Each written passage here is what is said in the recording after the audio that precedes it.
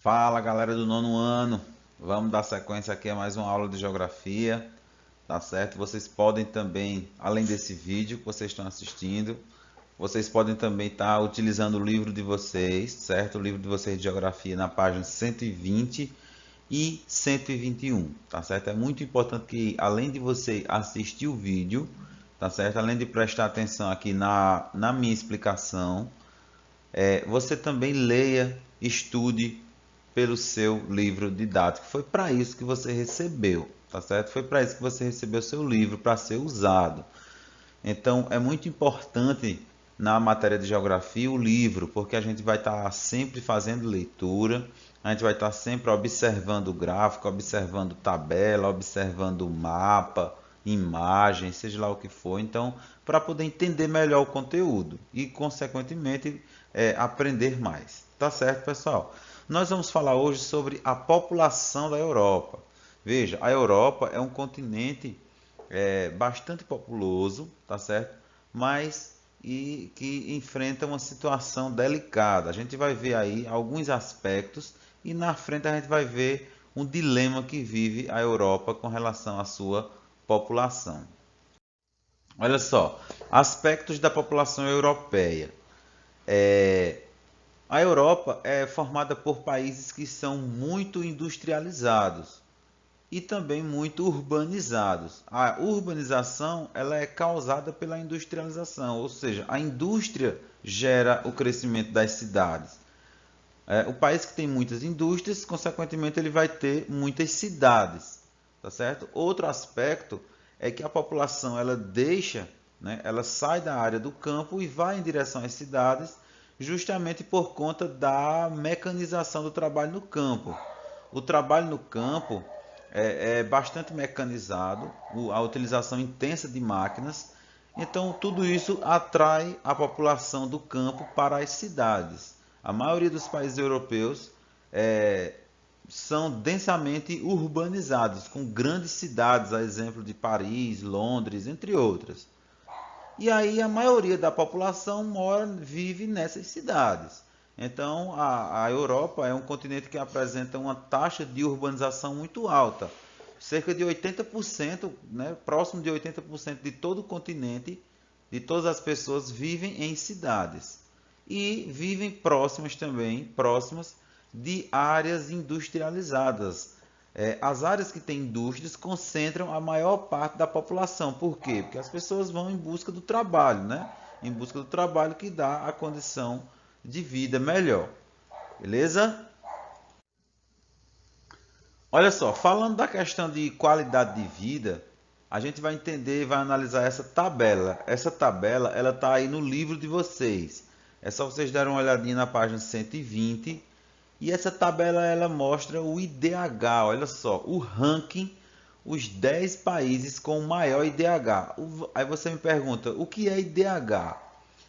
IDH é o Índice de Desenvolvimento Humano. É um índice calculado em indicadores sociais que vai medir o nível de desenvolvimento de cada país. Tá certo? Então você tem aí os 10 primeiros dessa lista, que são, consequentemente, os 10 países mais desenvolvidos do mundo. Detalhe, pessoal, não é rico. O rico é uma coisa, desenvolvido é outra. Não basta só ter riqueza e essa riqueza não ser distribuída e as pessoas não terem uma boa qualidade de vida. Então, além da riqueza, o desenvolvimento ele é medido pela qualidade de vida da população. É isso que o IDH calcula. Tá certo? Então, olha só, dessa lista que vocês observam aí, dessa lista, dos 10 países, dos 10 primeiros aí, 7 deles são europeus. 7 ficam na Europa. Olha, Noruega em primeiro lugar, Europa. A Suíça em segundo lugar fica na Europa. Aí em terceiro lugar a Austrália. Aí a Austrália não é Europa, a Austrália é da Oceania. Aí quarto lugar a Irlanda, Europa. Quinto a Alemanha, Europa. Sexto Islândia, Europa. Aí sétimo Hong Kong, que é Ásia. Aí oitavo a Suécia, que também é da Europa.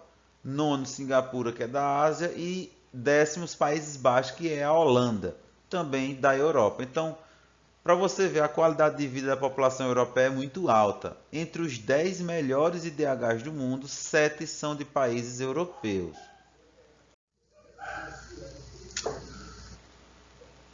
Outra questão importante que a gente tem que tratar aqui nessa videoaula é a questão do envelhecimento da população. A Europa passa por esse processo. Olha só, melhor qualidade de vida, como a gente já viu, as pessoas vivem melhor, consequentemente, maior expectativa de vida. Se elas vivem melhor, elas vivem mais. Então, o que é que acontece? Envelhecimento da população. A maioria dos países da Europa registra um grande crescimento do número de idosos, de pessoas idosas. E aí, crescendo o número de idosos, a população envelhecendo, o que é que vai acontecer? Falta de gente para trabalhar, falta de mão de obra com idade ativa para trabalhar. E outro problema também, ó, muitos gastos com o sistema previdenciário, ou seja, muita gente se aposentando, então tem que pagar a aposentadoria. Falta gente para trabalhar e tem que pagar a aposentadoria de muita gente. Então é outro problema da Europa.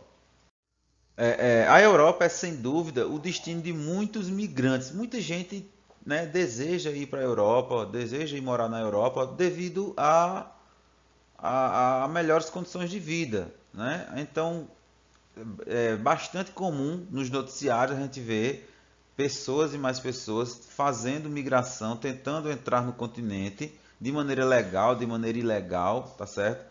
E aí o que é que acontece? A Europa vai viver um verdadeiro dilema, que é a questão da xenofobia. Primeiro vou definir o que é xenofobia. Xenofobia é o sentimento de desconfiança, temor ou antipatia por pessoas estrangeiras. Tem aí no livro de vocês, na página 121, tem essa definição. Em situações extremas, a xenofobia resulta em perseguição ou até violência contra as pessoas estrangeiras. Estou terminando, viu? Certo? Então, gente, entendam aí a questão do dilema. Ao mesmo tempo que a Europa precisa dos imigrantes, precisa das pessoas que vêm de fora, passa por esse problema de xenofobia, ou seja, não recebe bem essas pessoas. Não gosta deles, mas precisa deles. Por que precisa deles? Para trabalhar, porque eles representam mão de obra ativa, né? São pessoas jovens que geralmente vêm de outros países para a Europa. Então, é aí que está a grande questão, o grande dilema da população da Europa. Tem a questão da xenofobia, mas ao mesmo tempo precisa dos estrangeiros para sua mão de obra. Tá certo? Dê uma lida, né? Reforcem aí o assunto dessa videoaula com o livro, páginas 120 e 121, essas duas páginas só, tá bom? Que eu vou mandar uma atividade lá no Google Formulário, bem simples, e conto com a participação de todos vocês. Tá joia? Um abraço, até a próxima.